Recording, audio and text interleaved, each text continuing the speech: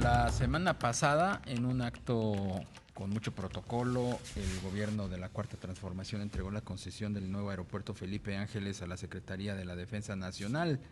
El aeropuerto internacional del presidente López Obrador pues va a estar bajo la administración y operación del ejército durante medio siglo, según trascendió con la concesión que se entregó. Pero, ¿qué opinan los expertos de esto? Vamos a charlar con el director del Instituto Nacional de Investigaciones Jurídicas Aeronáuticas, con Pablo Casas. Pablo, ¿cómo estás? Muy buenas tardes.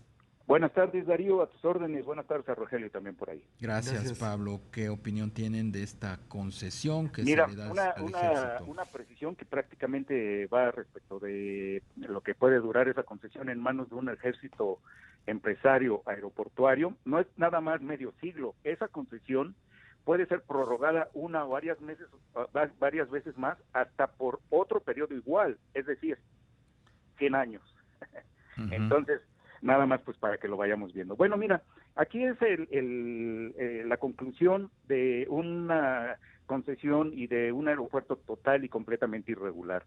Lo primero que se debe de tener para poder acceder a una concesión aeroportuaria, pues es precisamente la concesión, porque a partir de ahí la autoridad aeronáutica te puede ir revisando requisito por requisito, elemento por elemento, infraestructura por infraestructura, que te pide la ley, pero sobre todo en este caso, que se trata, y el afán es que se trate de un aeropuerto internacional, certificado internacionalmente, pues bueno, hubiera sido lo ideal que se empezara por el principio, por tener la concesión, que se fueran revisando y desglosando cada uno de estos requisitos, que al final del día le darían ese carácter de internacional al Felipe Ángeles.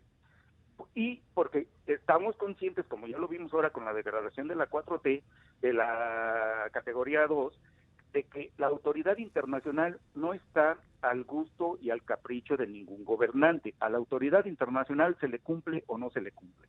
Entonces, se les está entregando la concesión prácticamente cuando, según ellos, ya el aeropuerto tiene un avance del 70%, en donde no sabemos, en función de una opacidad que existe en torno de esta concesión, no sabemos los planes maestros, no sabemos los programas de inversión. Se trata de una empresa que está manejando recursos públicos, tiene que haber un proyecto y una autorización de la Secretaría de Hacienda respecto del proyecto económico y de la posibilidad de inversión, en fin, todo lo que en torno a ella habría de requisitos, insisto, son desconocidos, pero el problema, insisto, es que cómo lo vas a certificar internacionalmente si necesitas contar con todos esos elementos.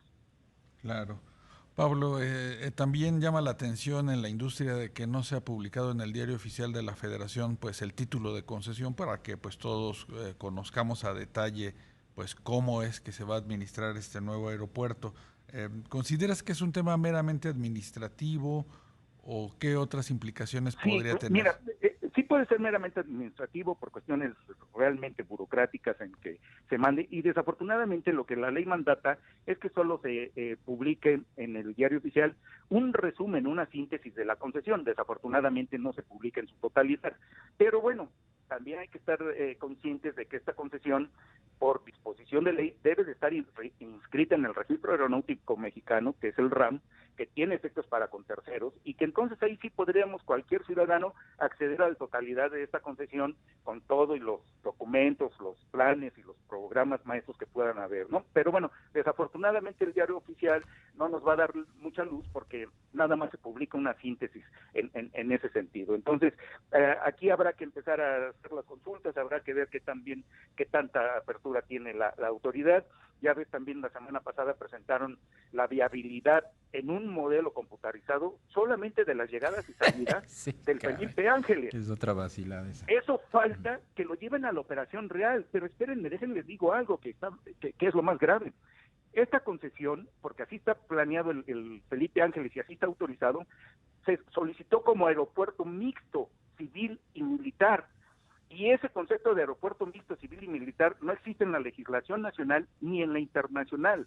De hecho, la OASI, inclusive el artículo 3 del Convenio de Chicago, dice que la aviación civil y la aviación militar deben estar segmentadas y cada una debe de tener su espacio y su bloque precisamente por la diferencia que hay entre una y otra. Entonces nada más dime, este desdiseño del espacio aéreo que no incluyó al Felipe Ángeles, todavía le falta que le incluyan las operaciones militares para las que se les concedió la concesión al Felipe Ángeles, toda vez que es un aeropuerto mixto, civil y militar, que solo va a existir en México, ¿no? Insisto, o sea, sí es de risa, pero eso no te lo va a certificar, lo hace. Oye, Pablo, tú no conoces la concesión, no tienes acceso a la concesión. Te lo pregunto porque también se anda ahí rumorando. Es que es el problema, ¿no? La opacidad que hay en este gobierno y ante la falta de información, pues se llenan los vacíos de información con rumores. Claro. Se dice que esa concesión, que fue una concesión no solamente para el ejército, no solamente del Felipe Ángeles, sino que también salió en bloque la concesión del aeropuerto de Tulum, que se va a construir también. Bueno, es que el aeropuerto sí está construyendo Tulum, Palenque Y Chetumal, creo. Chetumal, sí. Pero no salió para esos en función estrictamente hablando como concesión, porque el decreto por el que se creó la empresa Aeropuerto Internacional Felipe Ángeles SADCB, en su objeto establece que únicamente es para explotar, construir, operar y administrar el aeropuerto en Santa Lucía, ¿no? Entonces, ahí sí ya era imposible que le anexaran de pilón algún otro aeropuerto que no estuviera contemplado en lo que es la constitución de la empresa, en el objeto, digamos, de la empresa. Entonces, sí está el aeropuerto como constructor aeroportuario, pero en esos aeropuertos literalmente como empresa constructora, no como responsable de ese aeródromo o de ese aeropuerto. Exactamente. Normalmente, Pablo, estas grandes obras de infraestructura pues recurren al mercado por financiamiento pues de manera recurrente porque pues van haciendo ampliaciones, mejoras y esto pues requiere muchos recursos. De acuerdo a cómo está o se conoce el título de concesión ya en manos del ejército, ¿podrá acudir a los mercados a buscar algún financiamiento? No, de hecho está limitado. El problema del Felipe Ángeles es que desde su constitución en esta empresa, los ingresos están completamente destinados y limitados a que se va a dedicar a las pensiones del personal del ejército. Entonces, en base de esta estructura y de este mecanismo por el cual la crearon, es muy difícil que la empresa Felipe Ángeles pueda hacer ofertas públicas, pueda requerir a inversores extranjeros o a capitales de otro tipo, porque precisamente está acotada a que sus ingresos tienen que estar destinados a un fin que son las pensiones de los militares. Entonces, pues nada más dime a qué capitalista o persona con relativo capital se le va a ocurrir invertir ahí, ¿no? Por otro lado, antes de irnos a un corte, Pablo, no sé si tengas también información de el regreso de los representantes de la FAA a Estados Unidos que regresaron con más pena que gloria porque se dieron cuenta que la Agencia Federal de Aviación Civil en México pues nomás no ha avanzado con todo y la supervisión que ofrecieron, no han avanzado y se ve cada vez más lejana la posibilidad de recuperar la calificación para la seguridad mexicana, que nos degradaron a categoría 2, cada vez se ve más lejano el poderla recuperar la categoría 1 pues en el tiempo que se había preestablecido, que era antes de que terminara el año. Así es.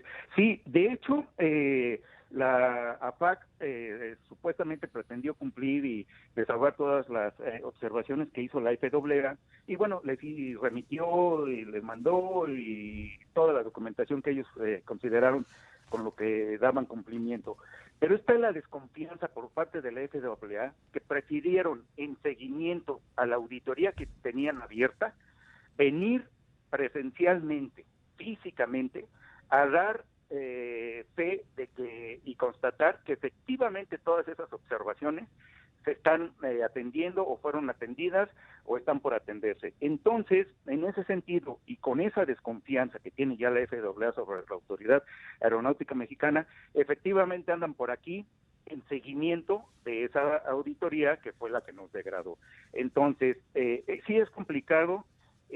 Yo lo único que veo por parte de la Autoridad Aeronáutica y del Estado mexicano es puro maquillaje, puras acciones irrelevantes, puras acciones que no van a conllevar a obtener en breve tiempo la categoría 1, porque lo que se tiene que hacer es de fondo, y lo que se tiene que hacer de fondo, ahora que viene la presentación del PEF, del presupuesto de egresos de la Federación, es que le pongan en un primer término a la FAC por lo menos un 100% más del presupuesto que traía. Eso sí sería una solución real, donde se denostaría la voluntad de la Autoridad Aeronáutica Mexicana del Estado para cumplir con sus obligaciones internacionales. Pablo Casas, director del Instituto Nacional de Investigaciones Jurídicas Aeronáuticas, como siempre, un gustazo platicar contigo. Gracias.